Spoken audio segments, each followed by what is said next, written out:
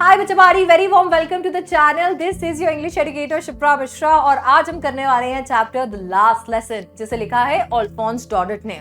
इस चैप्टर के protagonist France होने वाले हैं, जो कि एक छोटा सा प्यारा सा बच्चा है जिसे स्कूल जाना पसंद नहीं है, पढ़ाई करना पसंद नहीं है, बुक्स बोझ लगती है उसे। चैप्टर के स्टार्टिंग में हमें पता चलता है कि कैसे फ्रांस स्कूल जाने के लिए लेट होते जा रहा है और आज स्कूल में होने वाले टेस्ट के लिए उसने बिल्कुल प्रिपेयर नहीं किया है। उसे तो लग रहा है कि आज उसके टीचर एम हेमेल उसे मारेंगे, आज बहुत डांट उसे पड़ने वाली है।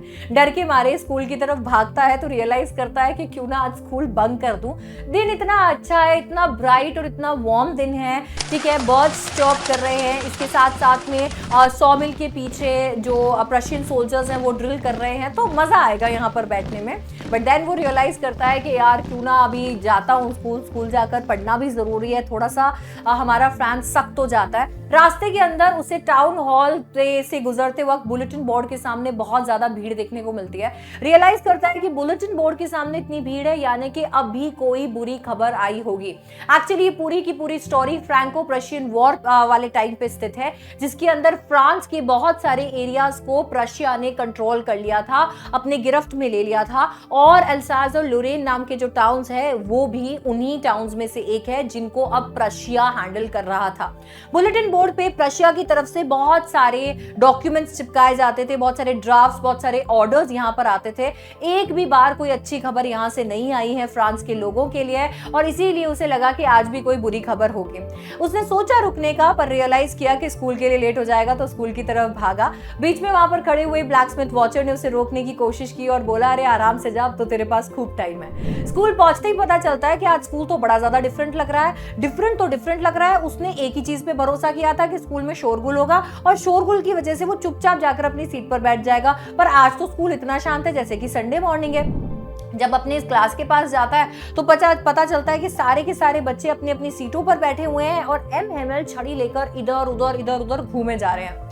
उसे बहुत डर लगता है, उसे लगता है आज तो वो पिटने वाला है। सबके सामने दरवाजा खोल के अंदर एंटर होना उसे बहुत ज्यादा शर्मा रहा था।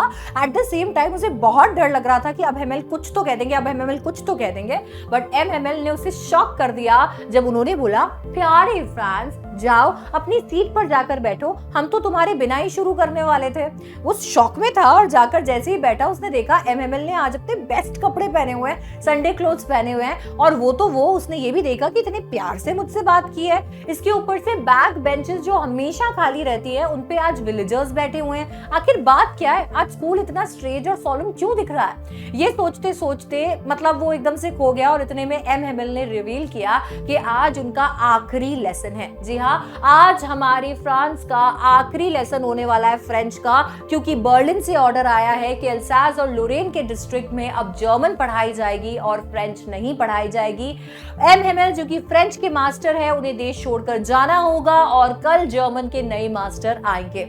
एम हेमेल ने कहा, मैं चाहता हूं कि सब के सब बहुत ही ज्यादा अटेंटिव हो जाएं।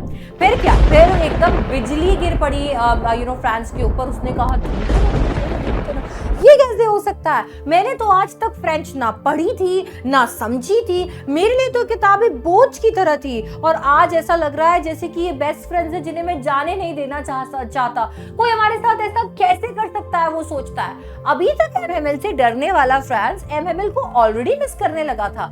सोच रहा था, पुअर एम हेमेल, बेचारे आज इसीलिए नए कपड़े पहन कर आए हैं क्योंकि आज उनका आखिरी लेसन है। इस लेसन के ऑनर के अंदर वो ऐसे तैयार होकर आए हैं। और उसे अब रियलाइज हुआ था कि पीछे बैठे हुए विलेजर्स भी 3 रीजंस की वजह से यहाँ पर आए थे। सबसे पहला, वो रिग्रेट कर रहे थे कि क्यों नहीं उन्होंने भी पढ़ाई कर ली। दूसरा, वो थैंक यू बोलने आए थे एम हेमेल को अपने 40 साल की सर्विस के लिए। और तीसरा, वो रिस्पेक्ट पे करने आए थे उस कंट्री को जो कंट्री अब उनकी नहीं थी।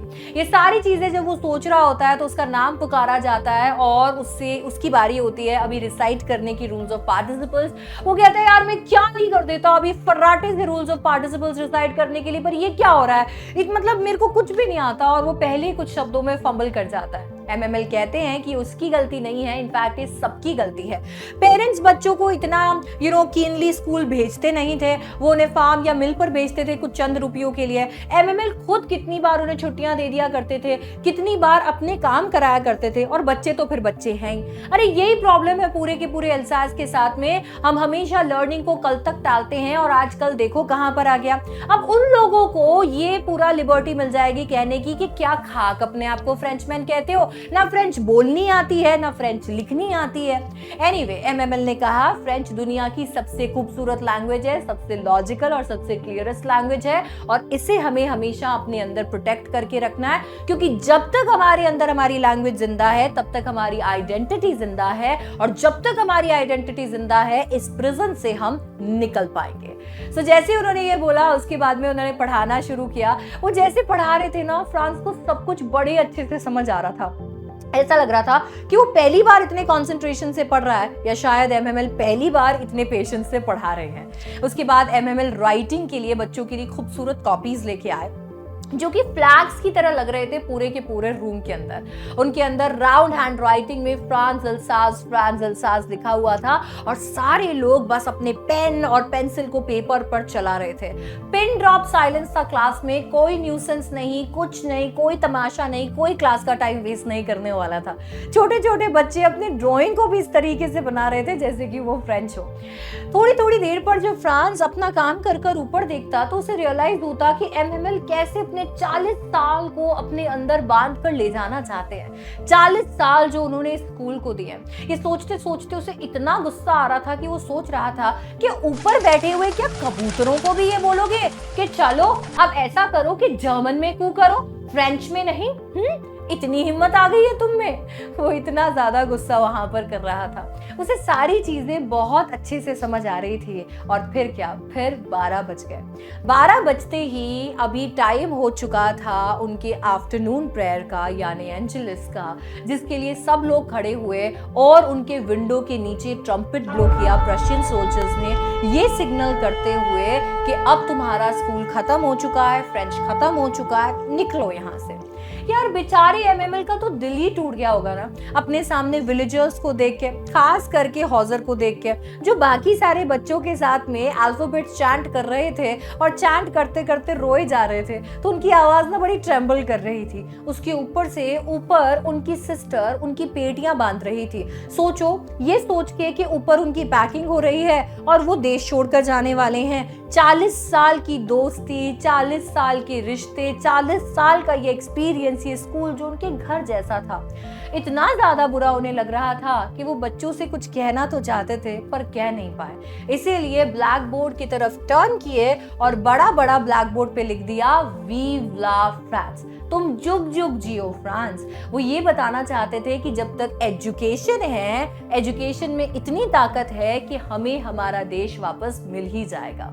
और उसके बाद क्या, बिना कुछ कहे उन्होंने हैंड जेस्चर से शो किया कि स्कूल डिसमिस हो गया है और तुम लोग जा सकते हो। खत्म हो गई कहानी द लास्ट लेसन, जिसके अंदर हम सीखते हैं इंपॉर्टेंस हमारे आइडेंटिटी की, हमारे कल्चर की, हमारे ट्रेडिशन की। सीखते हैं कि प्रोक्रास्टिनेशन से कभी किसी का भला नहीं हुआ, तो प्रोक्रास्टिनेशन छोड़ो और जो कल करना है उसे आज, और जो आज करना है उसे अभी कर डालो। So that's it in this video and I will see you in the next one. Don't forget to like, share and subscribe. Bye bye. Take care.